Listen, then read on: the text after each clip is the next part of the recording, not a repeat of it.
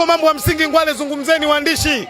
Leo Dar es Salaam Africans wamevuka uwanja zaidi ya mita 35, wamekaa kwenye nyumba ya Mzee Bakari. Hili jambo tunahitaji kuzungumza kwa marefu kwa mapana. Wachezaji wa Simba usalama wao ukoje? Watu kama wanaondoka kwenye eneo la football wanakwenda kukaa kwenye nyumba ya mtu binafsi. Kitu gani kinafanyika? Je, kikifanyika nani anaona? Guys, tunachogombana na mashabiki wa Simba ni unafiki. Yanga idea ya kuvalia nguo nje ya uwanja ameitoa kwa Simba. Zanzibar, Simba hatukutumia dressing room. Tutokea kule nje ya uwanja. Guys, Simba wanatokea wapi kule? Mbona wachezaji wanatoka store? Oya, wachezaji wanatoka store guys. Vyumba vya kubadilishia nguo hivi huku. Wachezaji wanatoka store guys. Watu oyo! Kule ni wapi kule? Kule ni wapi jamani? Mbona mauzauza naona? Kule wapi kule?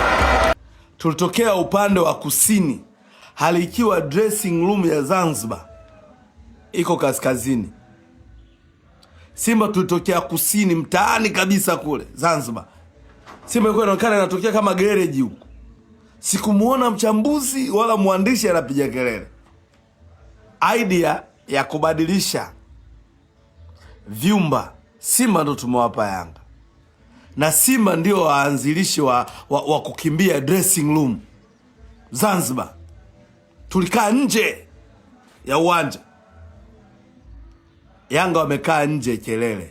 Shida iko wapi? Mbona Yanga mnawaonea? Yanga akifanya kitu anakosea. Mimi sipendaji unafiki.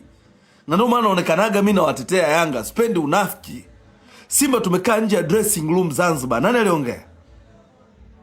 Sisi ndo tumewapa idea ya Yanga nini cha kufanya. Yanga kukaa nje ya nani ya vyumba vya JKT kelele. Simba ndo tumewapa hiyo idea ya kukaa nje Zanzibar.